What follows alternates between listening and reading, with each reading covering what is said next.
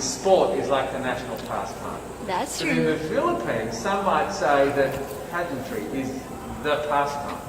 That's true. You know what? In the Philippines, we have pageants all over the places. Yes, we have pageants in the barangay, in school, national, local. That's why we really love Miss Universe. It's like it's giving pride and putting the Philippines back on the pedestal. That's why there's an added pressure as a candidate coming from a pageant-loving country. But it's a good pressure. I always look up to our former Miss Universe Philippines. They really did well in the competition. And now this is my time to show who I am, to offer what Rabiya can show to the rest of the universe. So I'm very happy, and at the same time, I'm excited to make all my kababayans proud, and hopefully I do. Why do you think it is that the Philippines love pageants? They have appreciation for beauty. We do love pageant because we used to think that we wanted to be included in the world, I have to be honest, in the Philippines, my skin color used to be not the standard of beauty. I was obsessed whitening my skin because these are the kinds of beauty queen we see on the mainstream. But things were different now.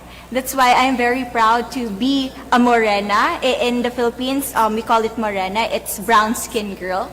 And to be able to represent, my color, my identity as a true Filipina. Tell me about your journey to being crowned Miss Philippines.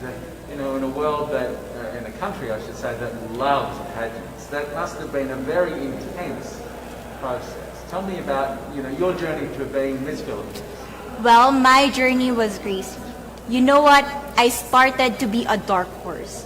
Nobody noticed me. Nobody knows I was in the competition up until the preliminary and the coronation night. And when I won, I received different comments. Of course, there were people who didn't expect me to do well, who think that I cheated. That's why I need to redeem myself in Miss Universe. I really need to do well in this competition. And the thing is, I love pressure. I love criticism. I get better every day with that. You tell me I cannot do that, I turn to you and I'm going to say that, no, I can do it for myself. Good for you. So how does it feel then to be on the global stage? How do you feel to be here in this moment, right now? It's crazy, but I'm overwhelmed with the support, not just from the Filipino community, but also from Thailand, Latin countries who do appreciate me as a candidate, as a person. It motivates me that I am beautiful, I can offer so much in this world, and when somebody believes in you, it gives you that extra energy to really do well and perform well. Do you have a sense with the girls, all of the girls competing, you're competing, but is there a sense of camaraderie with all of the girls? Is there like a real spirit to, sort of motivate each other to do better? You know what? I have a different idea about Miss Universe. I thought it's going to be very competitive, in a healthy way, well, of course. But now I can see every girl helping each other, from fixing those hairs, from trying to zip up those outfits. It speaks of the closeness and the kind of camaraderie that we want to have. The goal of Miss Universe is not just to crown one girl, but also to build a genuine and long-lasting friendships among us. Would you say within the Miss Universe world, the contestants, is there a sisterhood? Are you sisters? There is sisterhood. I can say I was able to talk to different representatives from different backgrounds, different cultures. And despite our differences, there's so much to be highlighted in what binds us together. And that is because we want to empower women. We want to have our advocacies. We want to speak for the things that we love. And that's a celebration of women and the beauty that we have. So coming out of this week, obviously you would love to be crowned Miss Universe. Of course. And that would be wonderful, of course, for any of you. But what else will you take out of this week? What do you think you'll feel at the end of this week, regardless of the result? How will you be a different person?